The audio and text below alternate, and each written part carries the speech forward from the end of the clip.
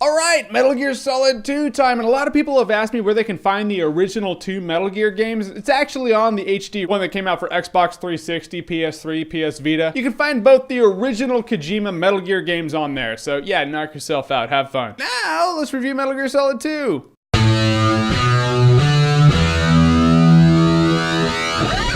Metal Gear Solid 2, Sons of Liberty. How do I even start this? This game is a mixed bag if ever there was one. Metal Gear Solid 2 starts out a couple years after the Shadow Moses incident from Metal Gear Solid 1, and I'm gonna recap a little bit and give some Metal Gear Solid 1 spoilers, so if you don't want these spoilers, I guess you can't really watch this. But it's just Metal Gear Solid 1 spoilers. Alright, Metal Gear Solid 1, we learned that Liquid Snake looks just like Solid Snake because Liquid and Solid Snake are both genetically identical. They're both the genetic sons of Big Boss. It's a pretty important plot point in the entire Metal Gear Solid series. And at the end of Metal Gear Solid 1, Revolver Ocelot gets away with everything. And he's talking on the phone with someone and he's like, "Yes, my cover's intact. No one knows who I really am." And you're like, "Who are you, Revolver Ocelot? I'm more intrigued than ever." Then you find out there was actually a third son of Big Boss, Solidus, who's actually the president. Yeah, president of the United States and the whole Shadow Moses incident. Alright, now we're all caught up. Enter Metal Gear Solid 2. Now, it's been a couple years since Revolver Ocelot got away with all of Metal Gear Rex's dummy warhead data. That information and shit got out there, and now every company, military, country, .com has a Metal Gear that they're working on. Yes, Google has a Metal Gear. How do I know? Because they have cars that drive themselves. Yeah, they have Metal Gear. And now the Marine Corps has made a Metal Gear to fight Metal Gears. This is Metal Gear Ray, an anti-Metal Gear Metal Gear. So it's being transported on this oil tanker. Solid Snake jumps on the oil tanker. You're like, yeah, Solid Snake's back. And all the promos were like, oh yeah, Solid Snake's back. Go on the tanker, stop the new Metal Gear. And it was all awesome, but in the back of your mind, you're like, how can they make an entire Metal Gear Solid game just on one oil tanker? You should have listened to yourself. The Solid Snake segment in that oil tanker, that's pretty much the beginning of the game. And then the shit hits the fan, the tanker sinks, it's a big deal, it's a big old oil mess because Hideo Kojima can read the future apparently. Then enter the biggest bait and switch in video game history. 2 years after that incident, you now play as a character named Raiden. And you're like, who is this guy? This is gonna be for a few minutes, right? I'm gonna play as him for a little bit and then go back to Snake. Nope, you play as Raiden for the entire game. You play as Raiden on this thing called Big Shell. It was a big cleanup facility that was put where the oil tanker sank, you know, it's kind of an environmental thing. And now a terrorist organization called the Sons of Liberty have taken it over, led by Solidus Snake. Now you get to finally see this third son guy. Now playing as a new character that's not Solid Snake wouldn't be so bad if they just promoted it like that. They didn't let you know that there were bigger things going on. They didn't let you know that you were going to play as a different character. So naturally, people were pissed. They were like, I played through Metal Gear Solid 5,000 times. Now you're telling me I have to be this other guy who's not half as cool as Snake? Now, even though you play as Raiden for the entire game, you do meet a guy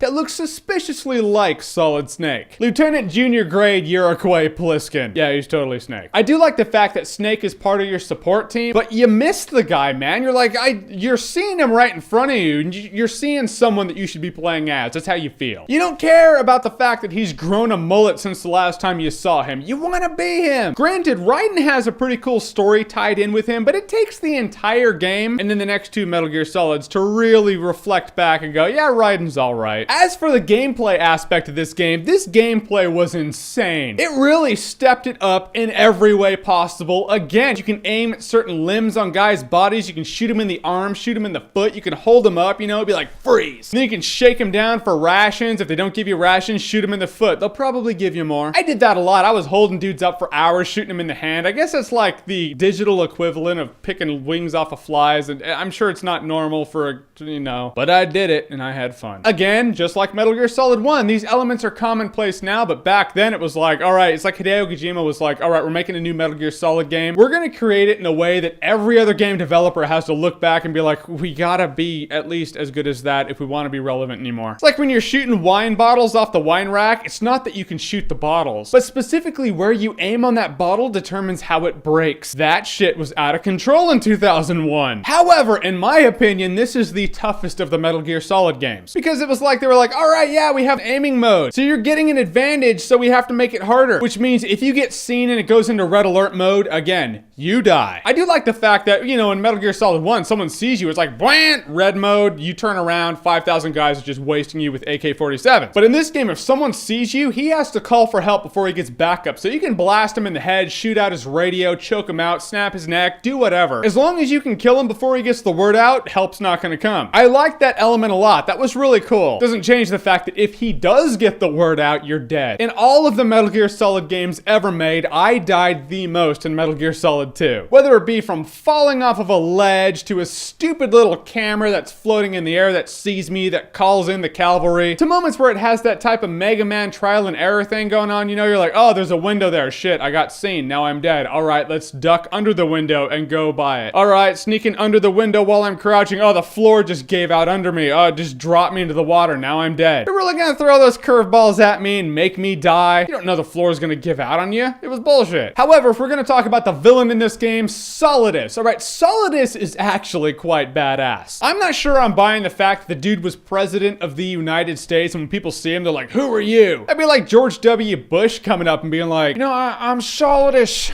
Solidus Snake. I'll give you a snake bite.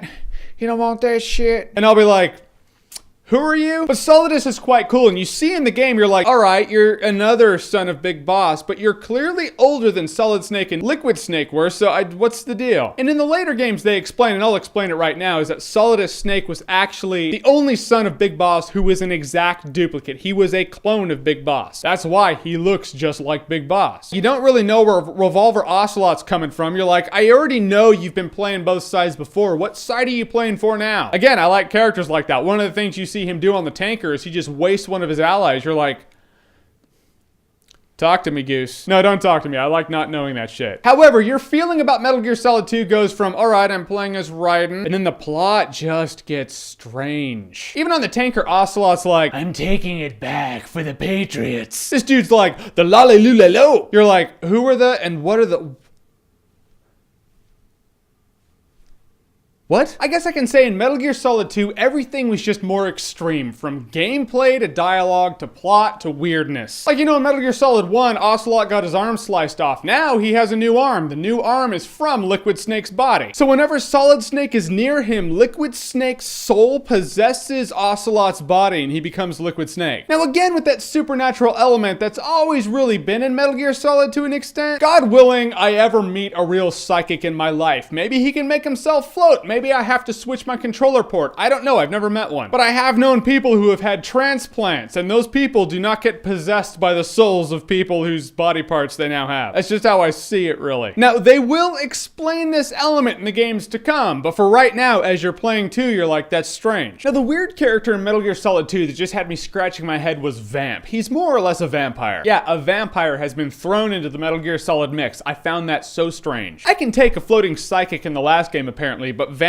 was just so out of left field. I was like, explain please. And they don't explain him whatsoever. Now, like Ocelot's arm and the whole possession thing, they're going to explain Vamp in a later Metal Gear Solid game, but for right now, they're just like, oh yeah, here's a vampire in the mix, deal with that weirdness. That made me think that Metal Gear Solid 2 was on such a strange plane from 1 that 1 seems so normal in comparison. Then you play Metal Gear Solid 3 and the bosses in there are so strange that you realize that the weird thing isn't the fact that they have a vampire in Metal Gear Solid 2. The weird thing is actually that the bosses in Metal Gear Solid 1 are more normal than they should be. Before you know that though, just throwing a vampire into the military game is just it's a really strange thing. I would say that's the thing that weighs Metal Gear Solid 2 down. It introduces so much weirdness into the series, but doesn't explain it yet. It's a bit culture shockish for you. Nothing more perplexing than the end of the game, my friends. You're playing the game, you're going along, and then in the course of about an hour's worth of gameplay, give or take, you get this bomb dropped on your lap. That's not one bomb, it's just layers upon layers upon layers of just continual revelation. Things go from weird to strange to strange. You leave the game pretty much going, what the fuck? Metal Gear Solid 1 did a good job at establishing the world that would be the Metal Gear Solid series, but it also existed as an isolated game that you can play through and be like, oh yeah, that's the plot of my one game. Metal Gear Solid 2 really exists as the introduction to the world that would become bigger. It exists to establish what the big picture is, what the problem is, and what you're fighting for in Metal Gear Solid 4. Now, as a person who's played through the Metal Gear Solid series, I look back on Metal Gear Solid 2, I reflect, and I'm like, okay, I get it. When the Metal Gear Solid saga is done, Metal Gear Solid 2 makes perfect sense. You look back on it and you go, yo, yeah, it's a completely relevant chapter and it is absolutely necessary. However, when you leave the game playing it in 2001 for the first time, you're like, that was not Metal Gear Solid 1. And I do have to give Hideo Kojima credit, you know? He was like, all right, in order for this thing to be a big picture, at this point in time, you need to play as a different character than Solid Snake. That takes balls to have your fans feel like you just bait and switch them, and then have this game leave the fans with so many questions that aren't really going to be answered for about 7 years. The themes that the end of the game touches on, when it just stacks you with information overload in the course of about 30 minutes, are really cool themes. It has to do with censorship, control of information, control of human beings, corruption. It's really cool. It's like Hideo Kojima saw how the technological era was making us, and he came up with a story that would be a really cool story as to what the end game might be for this. And I like it now in 2012, being a guy who played through the Metal Gear Solid saga in 2008. However, when the newest chapter of Metal Gear Solid is Metal Gear Solid 2 and you play through it for the first time in 2001, you don't really see it that way. You just leave going,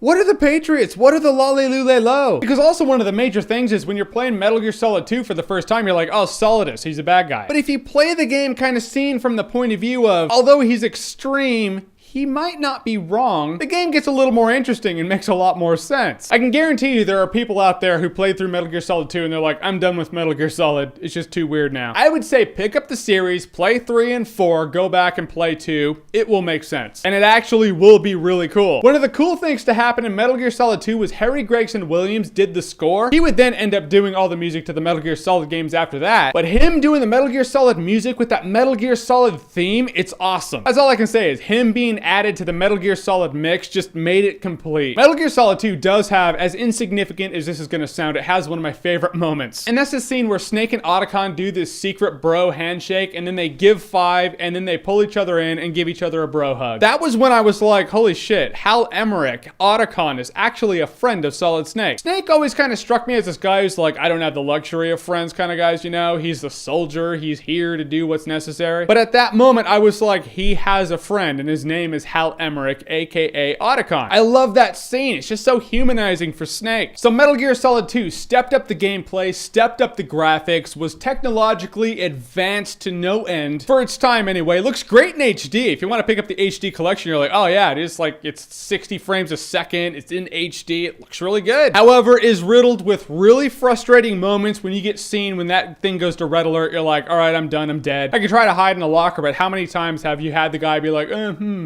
I'm gonna open this locker, someone might be in it. The ending was really confusing and kind of bizarre. However, after completing the saga, you look back on it, you're like, okay, yeah, it was all completely relevant and it all makes sense. So Metal Gear Solid 2, what did you think of it? I'm really curious, because everyone I met when they first played it hated it. So have you played it recently? Have you beaten the saga? Did you go back and play it? I wanna know what you think, so comment below, let me know. And as always, if you like what you've seen here and you wanna see more, click right here to see more.